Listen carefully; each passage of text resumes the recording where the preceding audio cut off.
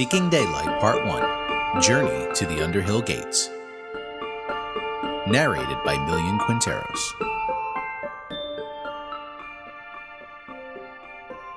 Chapter 3 An Unlikely Bunch. Lewis arrived back at his dormitory, exhausted. Not from the arduous climb back to the top of Pebble Hill, or the bit further still up the 3 flights of stairs to his room, but from the thoughts in his head, the questions that remained there, decidedly unresolved. Where had Grandpa Andy gone off to exactly? Why, and at his age, would he see fit to go on an adventure, to use his own preposterous words? He pressed his thumb against his teeth. He couldn't help but feel betrayed, angry even. His grandpa had always been the one solid force in Lewis's life, not the type to leave him high and dry like this. The anger quickly shifted to concern. He hoped Grandpa Andy was all right, and he realized if he had to leave in such a hurry, it must have been for some good reason. The backpack sitting on the bed to his right remained a reminder that perhaps some answers could be found within its contents. Then again, maybe it was nothing more than the assorted junk he had initially concluded it to be.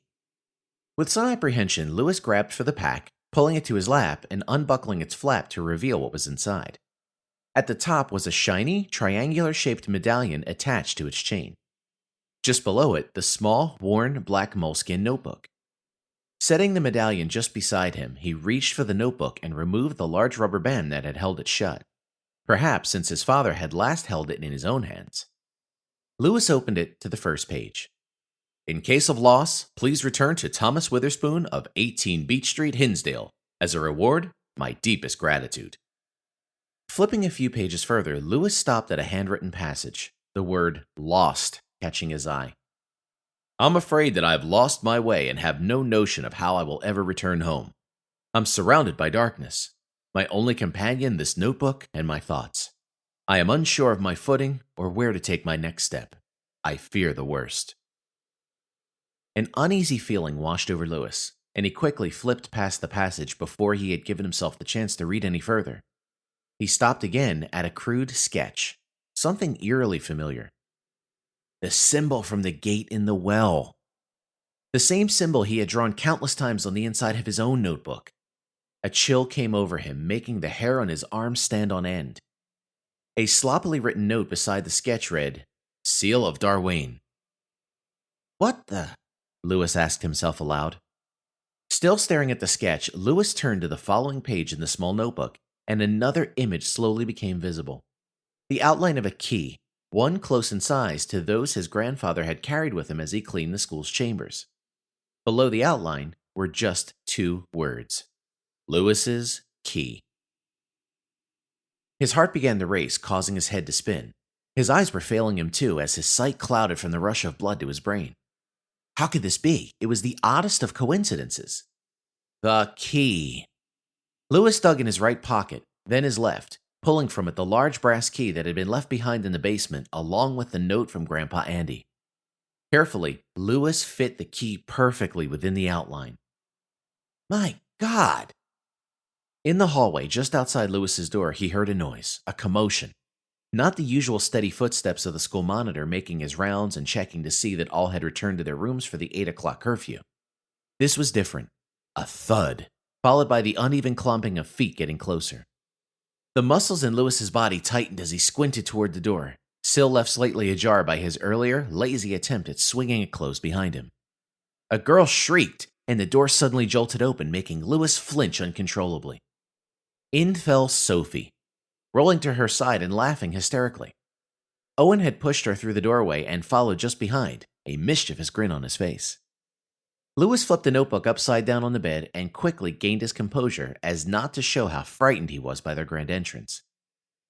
Have a nice trip, Owen said in Sophie's direction, laughing heartily and snorting through his nose. This made Sophie laugh even harder. Lewis wasn't quite sure how to react. He felt a bit out of place, having missed the joke. He stayed put on his bed, riding out the wave of foolishness until it had eventually passed. What's crawled up your butt? Sophie asked, sauntering towards Lewis. She reached him and shoved the center of his chest. She was strong for her size, knocking him backward and grabbing the medallion from beside him. Scampering away to the other side of the room, she fit the chain over her head and looked at herself in the full-length mirror affixed to the back of the doorway. Louis, I didn't know you cared, she mocked in her best attempt at a sultry tone. Very funny, now give it back, Louis snapped, getting off the bed to retrieve it. Hey, what's this? Owen asked aloud, picking up the overturned notebook and glancing at the open page. Louis was horrified. Man, you were obsessed. It's seriously bordering on unhealthy. Owen flashed the open page at Louis. How many ways can you possibly draw this thing before it's out of your system? I didn't draw it, now give it to me. Louis snatched a book from his friend's chubby hands. This was my father's. Owen's eyebrow lifted and his face scrunched. Louis had seen this look before. It was his, what the heck are you talking about face. I don't know either. It's weird, right? Louis was struggling with whether he should tell Owen about Grandpa Andy's disappearing act too, but thought better of it while she was around. It was all just a little too odd, and the last thing he needed was Sophie running her mouth to everyone when they arrived back to school for classes. He was odd enough to his classmates as it was. I want to see. Sophie strained to look around Owen and toward the book. Louis sighed and relented. Keeping it from her would only act to instigate her further. She gazed at the image for a moment and then turned the page sideways to get another perspective. Well, what is it? I'm not sure, but I think I'm supposed to find out.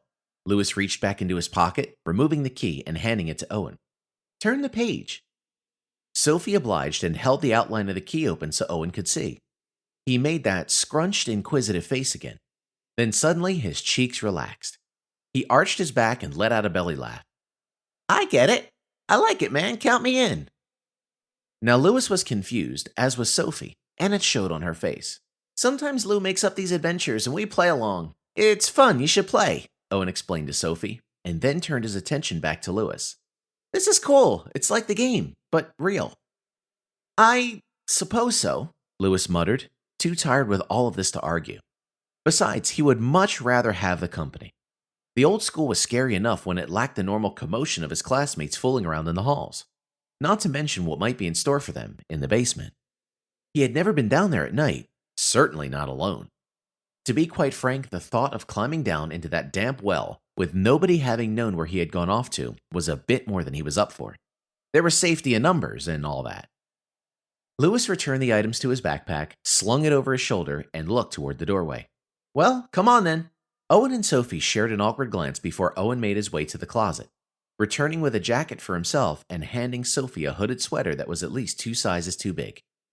Off we go, I suppose. Owen stuck his head out of the doorway into the hall, glancing first to his left and then to his right to check for the hall monitor. Coast is clear. Louis was finishing up fashioning a dummy of himself in his bed made of blankets so as to appear safe and sound to anyone who might check. He was being cautious as usual, but it would do them little good if the monitor checked their room. Owen's bed was left unmade, as per usual, and his reading light left on. Louis grumbled, switched off the light, and placed an oversized pillow under Owen's sheets. It wasn't Louis's best work, but it would do in a pinch. The last of the 3 into the darkened hallway, Louis grabbed the walking stick and his tweed hat from the hanger on the way out, closing the door quietly behind him and giving it a solid shove to be sure that it was secure. Come on, this way! Louis motioned the others toward the grand staircase. It was after 8 o'clock, and that meant the alarm would sound if they tried the fire escape. The 3 would have been quite the sight if anyone had been there to see them. Louis's cap and walking stick made him look like a shrunken old man. Sophie wore a sweater that hung down to her knees. And finally, Owen. Big ol' Owen, clumping along behind them. They managed their way down the grand wooden staircase to the foyer, and then to the small door and creaky staircase that led them to the basement level with the heavy counterweighted door. Louis stopped abruptly and put his head in his hands. I can't believe I did this, Louis muttered angrily at himself. Did what? Owen echoed back. The door. It's locked. It's always locked, Louis replied. Maybe we should use a transmutation spell to open it, Owen said helpfully, still thinking that they were playing some type of adventuring game. Louis just turned toward Owen, throwing him an annoyed glare. Before he could say something he might have later regretted, Sophie snuck past him and pushed on the heavy door as hard as she could muster, moving it a few inches. Never hurts to try the knob. The weight of the door pressed on her small body as she leaned against it with all she had. Owen pushed his weight forward, and in the process pushed Lewis into both Sophie and the door. The three of them were instantaneously birthed into the basement storeroom. The door slammed behind them, and before Owen could catch it, he tried the knob. "It's locked now," Owen said, looking to the others sheepishly. Lewis climbed to his feet and brushed the dirt from his knees before helping Sophie up. The three snaked their way through the narrow pathways between the stacks of desks, chairs, books, and other miscellaneous items that had long been forgotten by those who had never bothered to venture this far beneath the classrooms above. It was dark. The pale light from the moon that shone through the small window at the very top of the room, unable to make its way to the floor through the clutter. Lewis led the others, then Sophie with her hand on the small of his back. Lastly, with his arms outstretched to feel his way through the small corridor, Owen stumbled along until finally they reached the opening across the large room. What little light there was shone on the cobbled well tower, casting a shadow twice its size onto the floor beside it. The tower itself appeared at least that much larger to Lewis in this light, and decidedly more ominous.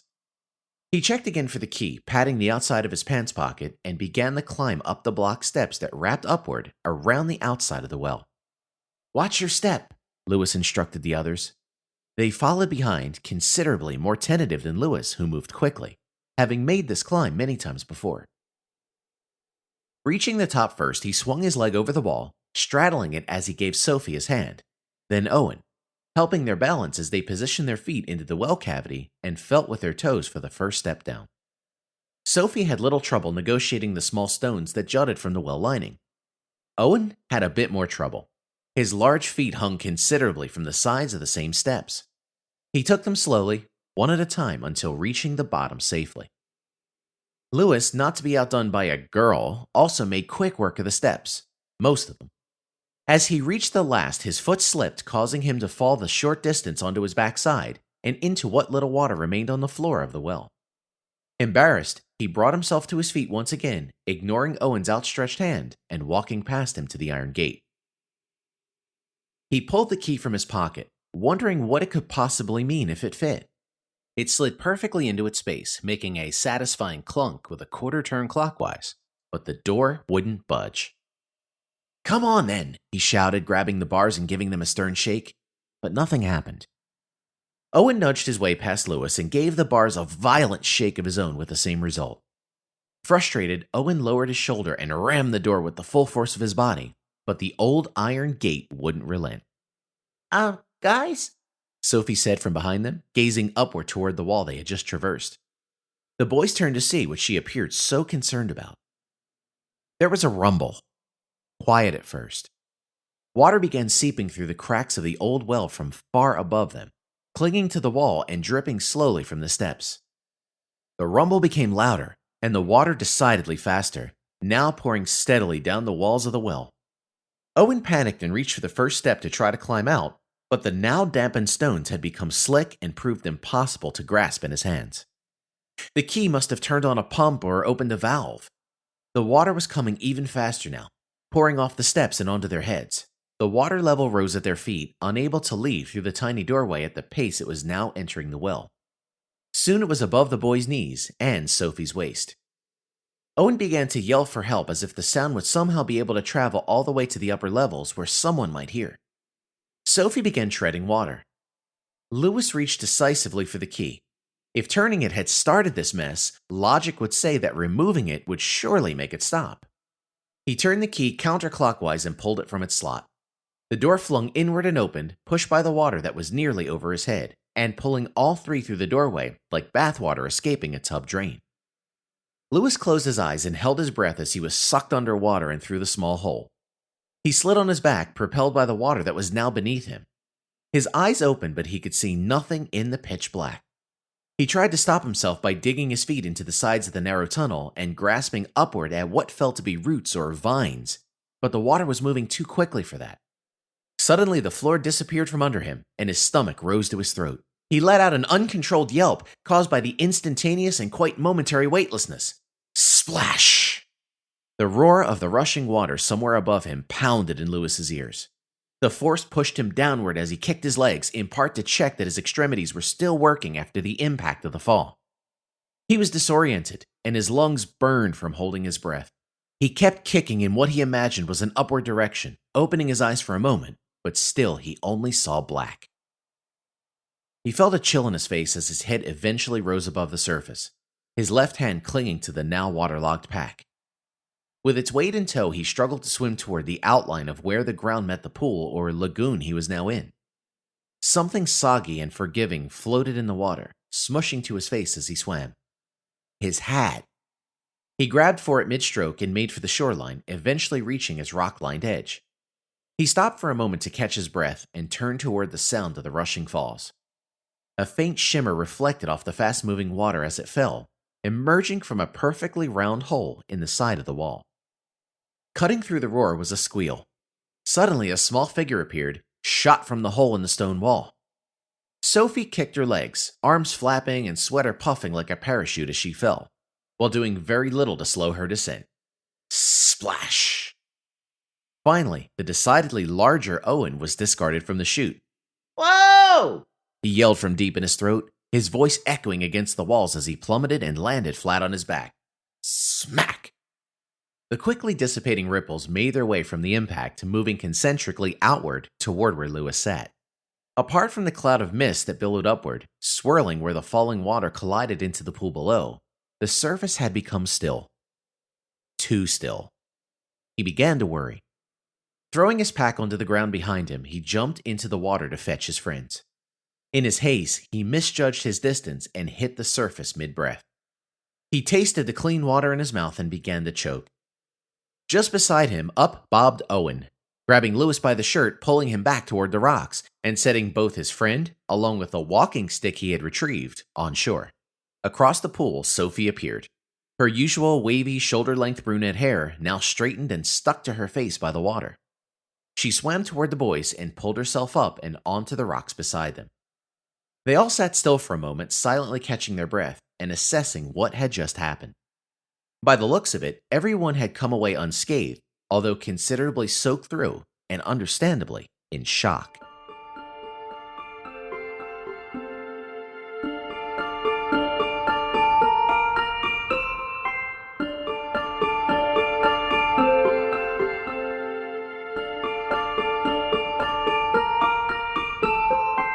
Can't wait to find out what happens next? No problem. You can grab the first 2 complete books now for free by visiting pjowen.com/free.